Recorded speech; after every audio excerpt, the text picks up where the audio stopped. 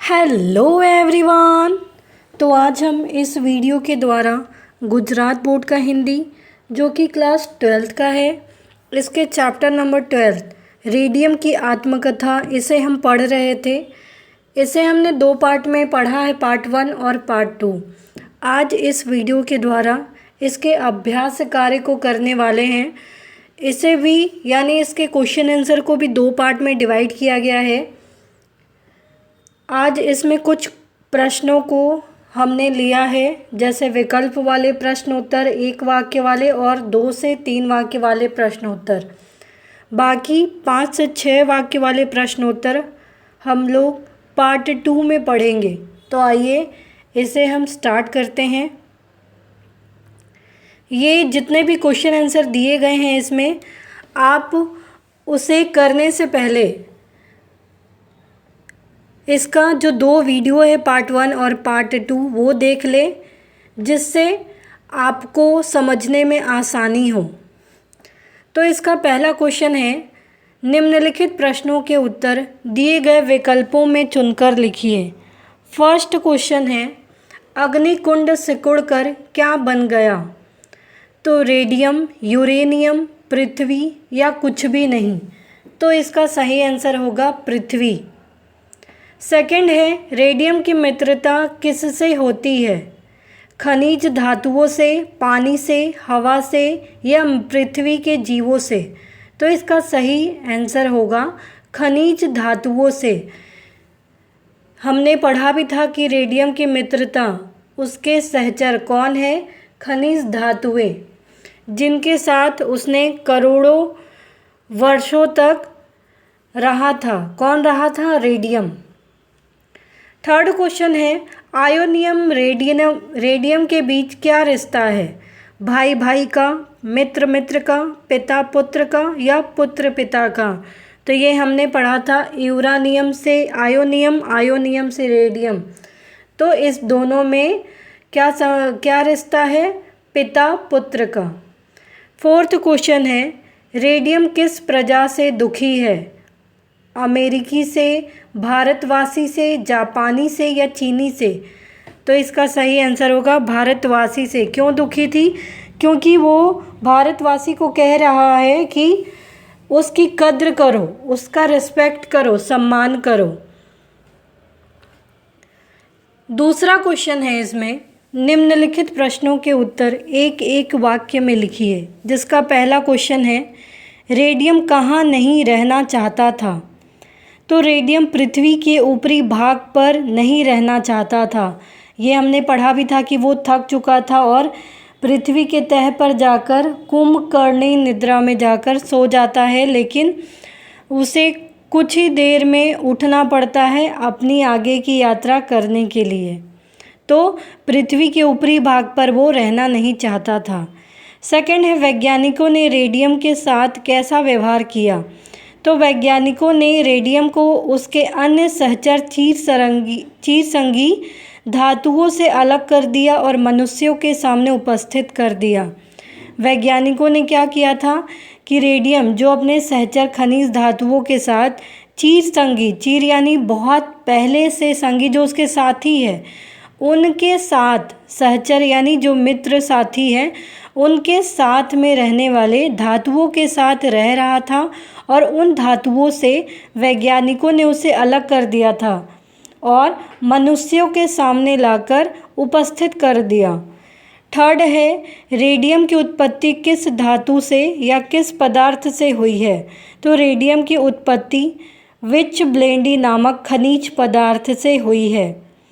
Radium का सहोदर कौन है? तो रेडियम का सहोदर कौन है? हीलियम धातु है। फिफ्थ क्वेश्चन है, रेडियम के एक कण के बदले किस धातु के ढेर मिलते हैं? तो हमने इसे पढ़ा भी था कि रेडियम के एक कण के बदले सोने और प्लेटिनम धातु के ढेर मिलते हैं। रेडियम का एक कण के बदले में आप सोने और प्लेटिनम के ढेरों मिल सकते हैं। क्यों? क्योंकि रेडियम का जो मूल्य होता है वो सोने और प्लेटिनम से कहीं ज़्यादा होता है। सिक्स्थ क्वेश्चन है, रेडियम के 2 कण कहाँ संग्रहित हैं? तो रेडियम के 2 कण लंदन के मिडलसेक्स अस्पताल में संग्रहित किए गए हैं, इकट्ठा किए गए हैं। नेक्स्ट क्वेश्चन है, निम्नलिखित प्रश्नों के उत्तर 2-3 वाक्यों में लिखिए। इसके 2-3 वाक्यों में हमें आंसर देने हैं, जिसमें से फर्स्ट क्वेश्चन है, अनंत शून्य में रेडियम की स्थिति क्या थी? अनंत शून्य जिसका कोई अंत ना हो, अनंत शून्य में रेडियम की क्या सिचुएशन थी, कैसी अवस्था थी? तो रेडियम अनंत शून्य में अकेला और निराधार था, जिसका कोई बेस नहीं था और अकेला था। वह अनंत शून्य में बहुत वर्षों तक इधर उधर घूमता रहा। ये हमने चैप्टर के स्टार्टिंग में ही पढ़ा था कि अनंत काल तक वो अकेला और निराधार बिना बेस के इधर उधर बस वो घूमता रहा। सेकंड क्वेश्चन है, खनिज तत्वों के वियोग पर रेडियम की क्या प्रतिक्रिया थी? तो खनिज तत्वों के साथ रेडियम की बड़ी गाढ़ी मित्रता थी। रेडियम के कथनानुसार वियोग का फल कड़वा होता है। वह चाहता तो वैज्ञानिक और मनुष्यों को वियोग का फल चखा सकता था, पर उसने ऐसा नहीं किया क्योंकि मनुष्यों ने उसे उच्च स्थान पर बिठाया था। तो खनिज तत्वों के साथ रेडियम की जो मित्रता थी वो बहुत ही गाढ़ी थी, बहुत गहरी मित्रता थी। और रेडियम के कहने के अनुसार जो वैज्ञानिकों ने उसे अपने सहचर साथियों के साथ, चिरसंगी साथियों के साथ जो उसने अलग कर दिया, तो ये जो वियोग है, ये जो अलग करने का प्रोसेस है, ये बहुत ही कड़वा फल था। किसके लिए? रेडियम के लिए बहुत ही कष्टदायक था। वो अगर चाहता तो वैज्ञानिकों को इस बात के लिए, यानी अलग करने के लिए, मनुष्यों को और वैज्ञानिक को मज़ा चखा सकता था, लेकिन उसने ऐसा नहीं किया। क्यों नहीं किया? क्योंकि मनुष्यों ने क्या किया था कि उसे उच्च स्थान पर बिठाया था, सिराखों पर बिठाया था, इसीलिए। थर्ड क्वेश्चन है, रेडियम अपने सम्मान की समानता किससे बताता है? तो रेडियम अपने सम्मान की समानता पशुओं में सिंह, देवताओं में इंद्र और कंकड़ों में रत्न से बताता है। रेडियम अपना स्थान का वैल्यू कहाँ रखता है वो?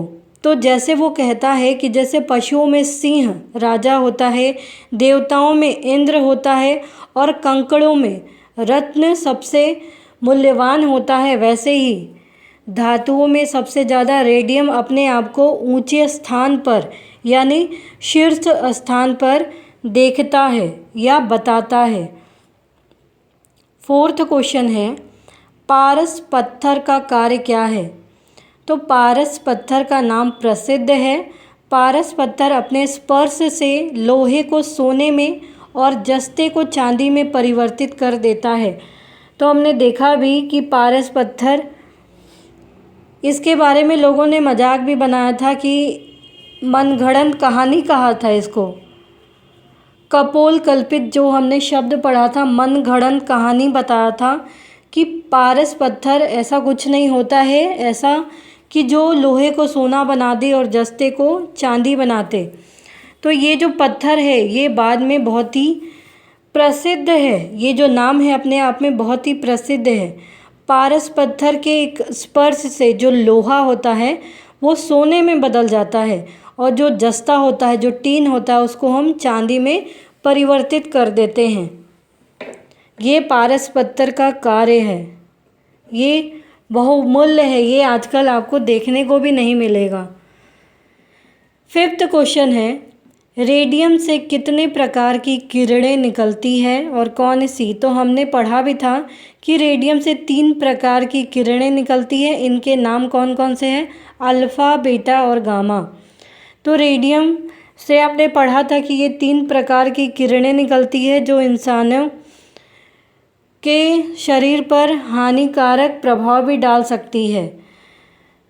ये किरणें 3 प्रकार की होती हैं, इनके नाम भी दिए गए हैं, जैसे अल्फ़ा, बीटा और गामा, ये किरणों के नाम हैं।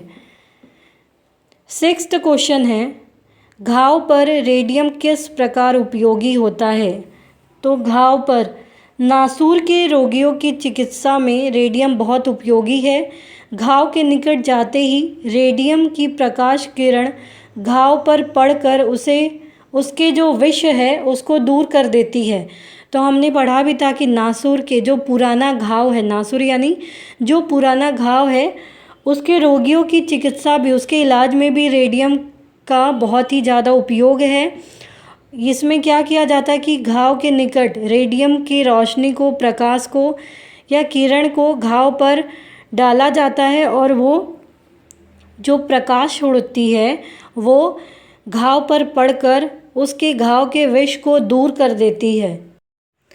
तो इसमें हमने इतने क्वेश्चन को किया। उम्मीद है ये सारे क्वेश्चन के आंसर आपको समझ में आए होंगे। तो प्लीज़ आप ज़्यादा से ज़्यादा इस वीडियो को शेयर करें ताकि दूसरे भी इसका लाभ उठा सकें। उम्मीद करती हूँ कि ये आंसर आपको समझ में आए होंगे। अगर ये क्वेश्चन आंसर आपको समझ में आए हों तो प्लीज़ आप इस वीडियो को लाइक करना, सब्सक्राइब करना और कमेंट करना ना भूलें।